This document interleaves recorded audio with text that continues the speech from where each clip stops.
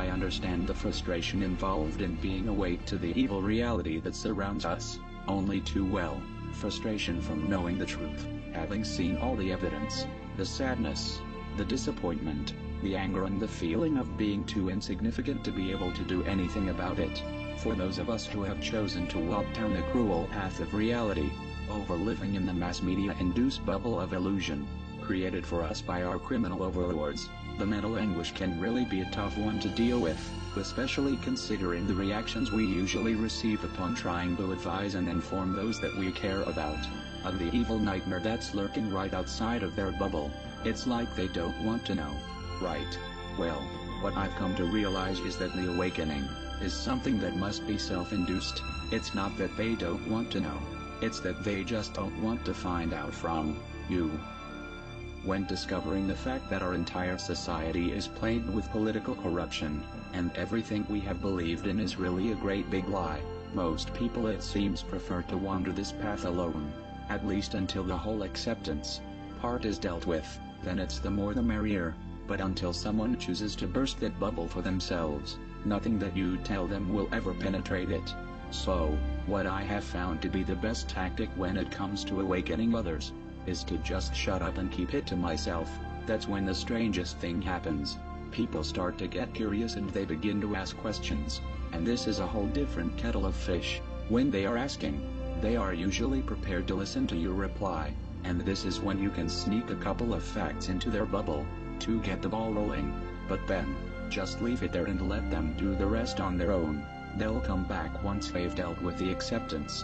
As this mass global awakening occurs, 3 groups, or standpoints, appear to categorize how everyone perceives the information. Group 1, the awakened, also the majority.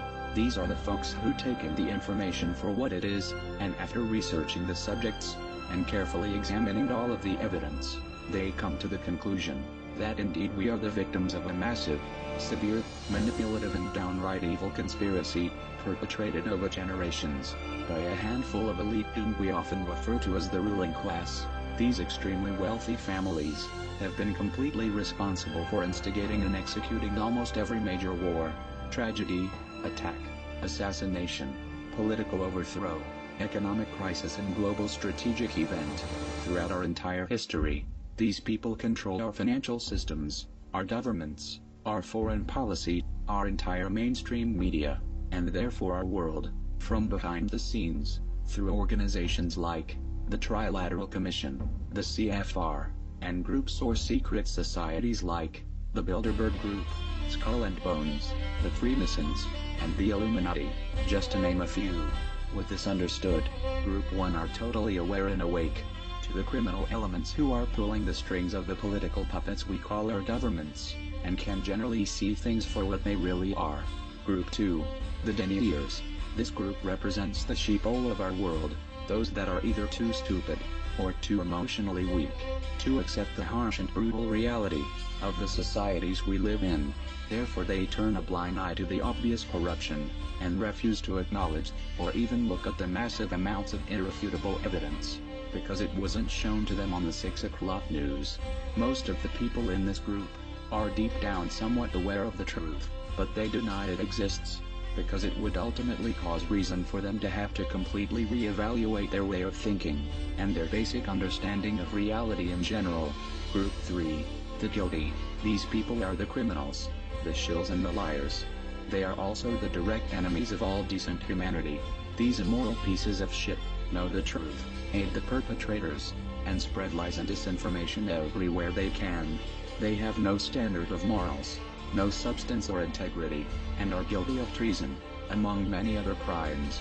They intentionally corrupt the flow of truthful information, in order to invoke confusion on those who seek truth and understanding.